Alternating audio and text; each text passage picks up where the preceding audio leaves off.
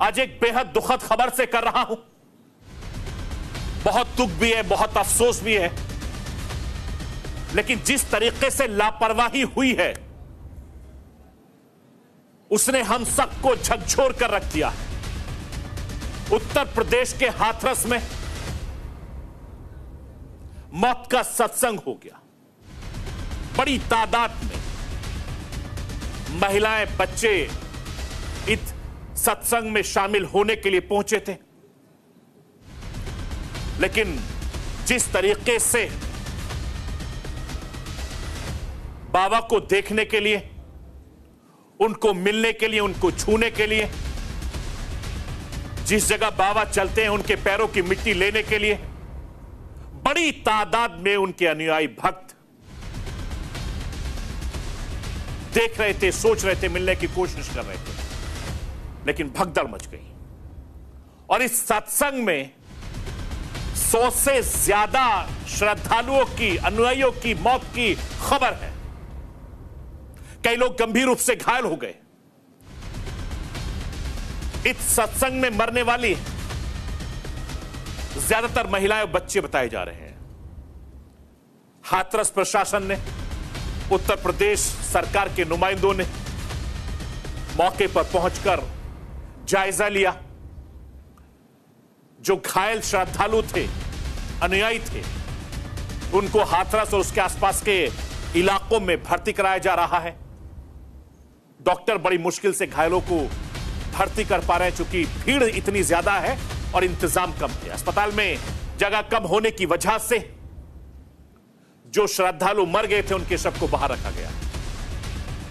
हर कोई अपनों की तलाश में जुट गया है। जो भी सत्संग में गए थे, बड़ी तादाद में लोग अस्पताल पहुंच रहे हैं, अपनों को तलाश रहे हैं। जो अपने थे, श्रद्धालु सत्संग में देखने के लिए गए थे, उनकी मौत की खबर जैसे ही मिली, वो हर किसी को हैरान परेशान कर रही है। किसी को नहीं मालूम था कि उनके परिवार में यह हादसा हो जाएगा। यह आखिरी सत्संग उनके परिवार के लिए आखिरी सत्संग होगा। हर तरफ लोग रो रहे हैं, बिलख रहे हैं, अपनों को तलाश रहे हैं, और जब अपना नहीं मिलता तो दूसरों को देखकर आगे बढ़ रहे हैं। यह हादसा बहुत बड़ा हादसा हो गया। इस हादसे को लेकर लापरवाही बहुत सामने आ रही है, और कई ऐसी लापरवाही है जिसकी वजह से इलाके के लोगों में बहुत गुस्सा है प्रशासन को लेकर। चूंकि जांच तो चली रही है, लेकिन सबसे पहले राहत देने की बात हो रही है। एटा से लेकर आगरा, अलीगढ़ और आसपास के इलाकों को अलग कर दिया गया है। जो तस्वीरें मैं आपको दिखा रहा हूं, इन तस्वीरों को देखकर अंदाजा लगा सकते हैं कि हादसे में किस तरीके से जो लोग मरे हैं, श्रद्धालु मरे हैं, अनुयायी मरे हैं, उनको ढूंढने के लिए लगातार कोशिश हो रही है। और जो सिपाही थे, जो पुलिसकर्मी थे, हमें खबर मिल रही है कि एक सिपाही की हार्ट अटैक से मौत की खबर भी हो गई है। इनका नाम रवि यादव बताया जा रहा है। ड्यूटी मृतकों के शव के व्यवस्था करने में लगी हुई थी, और एक से ज्यादा शव देखने की वजह से वो घबरा गए, उनको हार्ट अटैक आ गया। लेकिन सबसे बड़ा सवाल यह उठता है कि इतना बड़ा हादसा कैसे हुआ, क्यों हुआ, किसकी लापरवाही से हुआ। मैं राष्ट्र की आवाज के जरिए आपको यह बताना चाहता हूं, आज मंगलवार का दिन है, लेकिन सब कुछ है मंगल हो गया। भोले बाबा का सत्संग सुबह 8 बजे से शुरू हुआ था। अलग अलग राज्यों से हजारों की तादाद में श्रद्धालु, अनुयायी इस सत्संग में शामिल होने के लिए पहुंचे, और जो प्रशासन को अनुमति दी थी वो बहुत कम लोगों की थी। लेकिन पता चला कि बाबा के भक्त, अनुयायी, श्रद्धालु 50,000 से ज्यादा वहां पर पहुंच गए। लगभग दोपहर 2 बजे के करीब सत्संग का समापन हुआ। जैसे ही बाबा के श्रद्धालु, अनुयायी का पंडाल से निकलने के लिए शुरू हुए, भीड़ बेकाबू हो गई। भीड़ में धक्का मुक्की हुई है, जिसकी वजह से भगदड़ मच गई। चूंकि हर अनुयायी, हर श्रद्धालु बाबा को देखना चाहता था, बाबा को छूना चाहता था, बाबा के पैरों की तला जो धूल थी उसको लेना चाहता था, जो हमें खबरें मिल रही। जब भगदड़ मची तो बड़ी तादाद में महिलाएं, बच्चे, लोग चिल्लाने लगे, एक दूसरे को रोनते हुए आगे बढ़ रहे थे। ज्यादातर इस सत्संग में महिलाएं थीं। जो महिलाएं गिरती गई, उनके ऊपर एक के बाद एक भीड़ गिरती गई और उनके ऊपर से होते हुए निकलती चली। इस तरीके से यह हादसे की खबर है, जिसमें लगभग 100 के आसपास का आंकड़ा हो चुका है।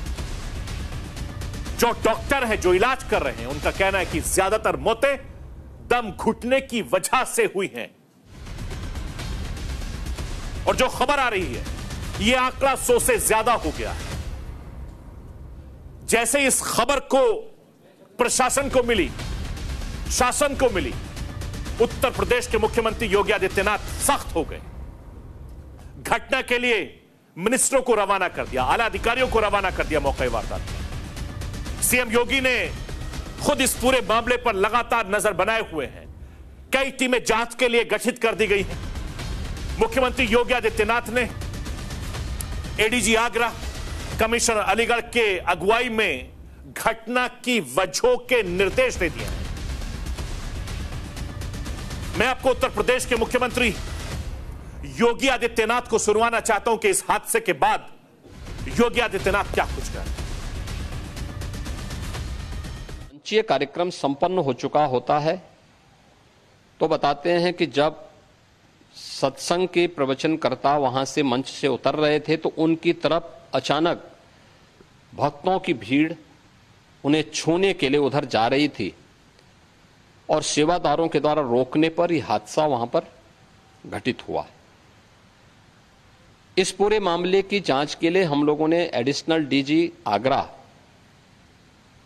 की अध्यक्षता में मंडलायुक्त अलीगढ़ को शामिल करते हुए एक टीम बना करके उन्हें अविलंब रिपोर्ट उपलब्ध कराने के लिए कहा है।